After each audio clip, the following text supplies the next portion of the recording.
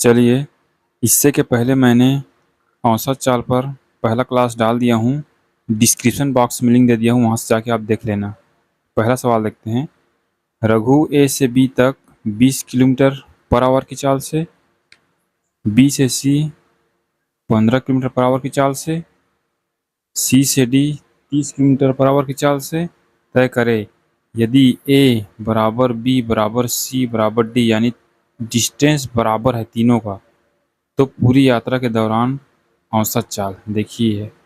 औसत चाल बराबर होता क्या है? देखिए यहाँ 3 डिस्टेंस दी है।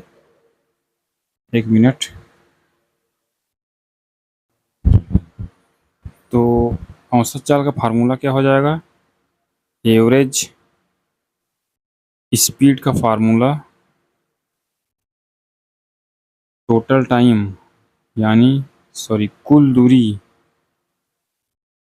टोटल डिस्टेंस बटा टोटल टाइम यानी समय।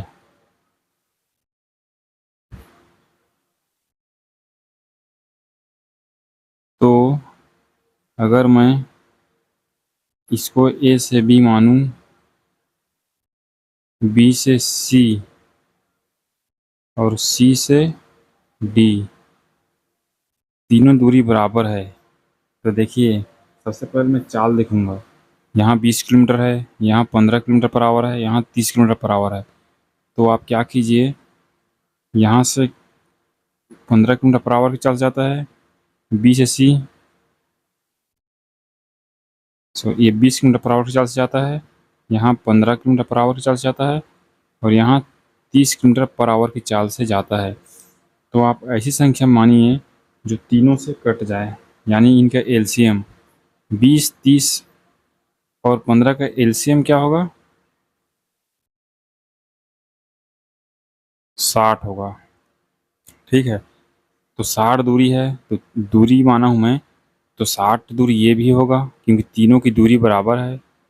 60 60 ये होगा। तो फार्मूला क्या है? कुल दूरी यानी 60 60 60 60 दिया कितना होता है? ये आप इसको 3 गुणा 60 लिख लीजिए।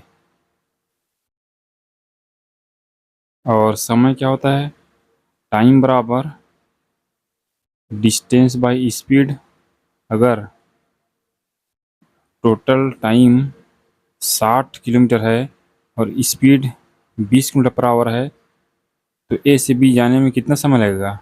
60 से 20 को भाग दो तो 20 दिया 3 घंटा, प्लस इसको इसमें भाग दीजिए 4 घंटा, प्लस 30 दूनी 60 या मतलब 2 घंटा।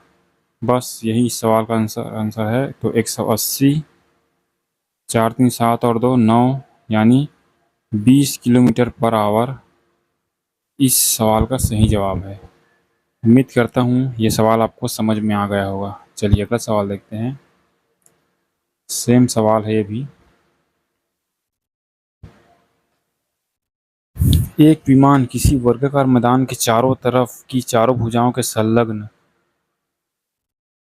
एक वर्गाकार मैदान है, कुछ इस प्रकार से होगा और वर्ग की चारों भुजा बराबर होती है। ये आपने पढ़ा होगा कभी भी कहीं भी। ठीक है,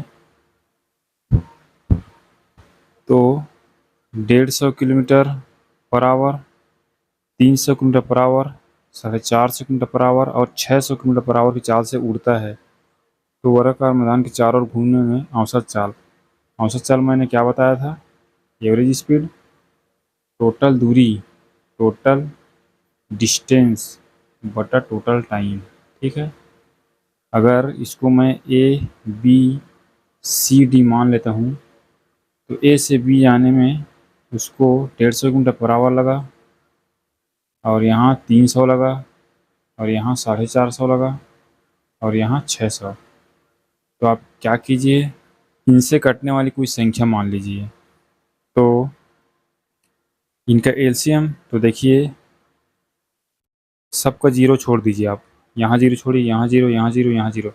तो 60, 45, 30 और 15 का एलसीएम क्या होगा? तो 60 दूनी 120, 60 दिया 180, तो 180 होगा।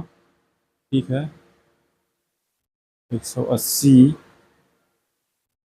और एक जीरो मैंने छोड़ा था तो उसको आप चिपका दीजिए, ठीक है। तो दूरी क्या हो जाएगा 1800 का, यहाँ से यहाँ भी 1800 लगा होगा, यहाँ से यहाँ भी 1800 लगा होगा, यहाँ से यहाँ भी 1800 लगा होगा, यहाँ से यहाँ जाने में भी 1800 लगा होगा। तो 1800 गुणा 4 और दूरी क्या होगा, अरे डिस्टेंस है ये, तो जो स्पीड दिया है उसमें आप भाग लगाओगे तो टाइम आएगा, ठीक है।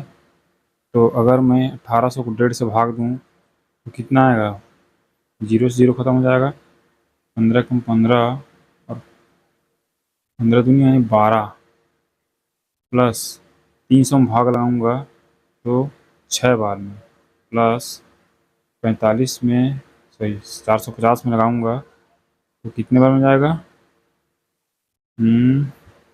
1800 को अगर मैं 45 450 भाग लगाऊंगा तो 4 बार में आएगा, प्लस 600 को तो 3 बार में। तो हल कर लीजिए, 1800 गुणा 4, 12 6 18 4 22 3 25, तो 25 निया 175, बचा 5, 25 दूनी, तो 92 चौक कितना होता है, 4 दूनिया 8, 4 निया 36, 368 किलोमीटर पर आवर इस सवाल का सही जवाब, ठीक है।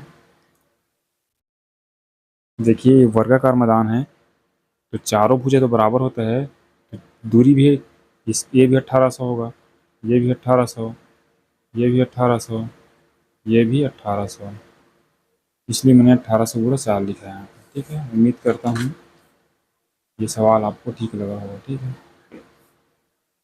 चलिए अगला सवाल देखते हैं।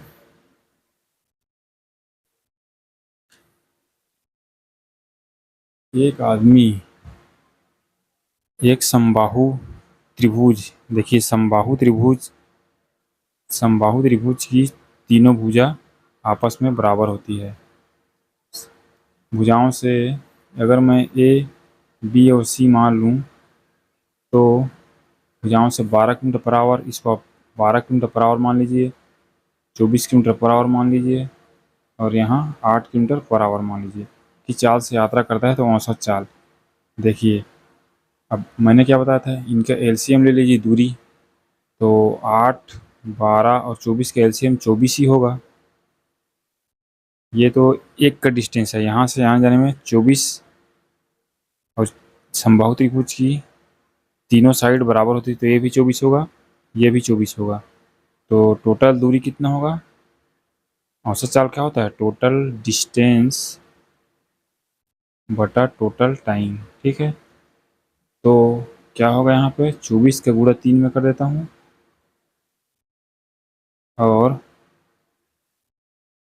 इसको भाग लगा, 24 से कम 24 1 प्लस 12 दूनी प्लस 8 दिया। देखिए अब ये कहाँ से आया है मत पूछना, कि टाइम बराबर क्या होता है, टाइम बराबर डिस्टेंस बटा स्पीड। यहाँ मैंने 24 डिस्टेंस माना, स्पीड इसको पकड़ लो तो आपका यहाँ से 1 आएगा।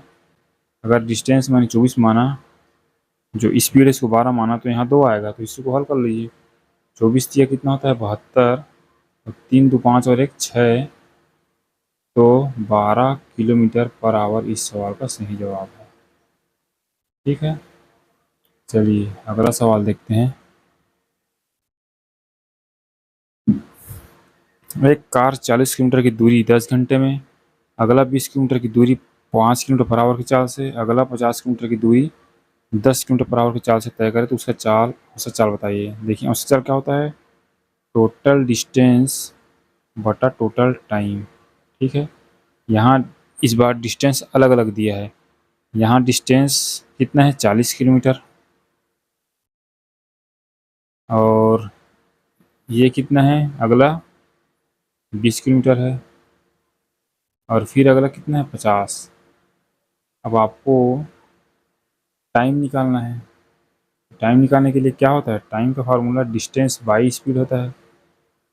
अगर देखिए यहाँ आपको टाइम निकालने की ज़रूरत नहीं है, क्योंकि यहाँ तो 10 घंटा दे ही दिया है, तो आप 10 लिखिए प्लस अगला 20 मीटर की दूरी 5 की स्पीड से जाएगा, तो डिस्टेंस कितना है 20 और स्पीड कितना है 5, तो यहाँ से 4 किलोमीटर पर आवर आएगा, सॉरी मतलब टाइम आएगा 4 घंटा, प्लस यहाँ कितना आएगा 50 किलोमीटर की दूरी 10 किलोमीटर पर आवर की चाल से, तो टाइम कितना आएगा 5 घंटा।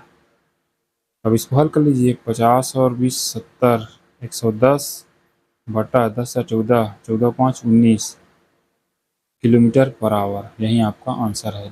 इसको आप हल करके पॉइंटों में भी उत्तर ला सकते हैं। अब चलिए ये काम आपका है, चलिए मिलते हैं अगली क्लास में। उम्मीद करता हूँ ये क्लास आपको अच्छा लगा होगा। चलिए।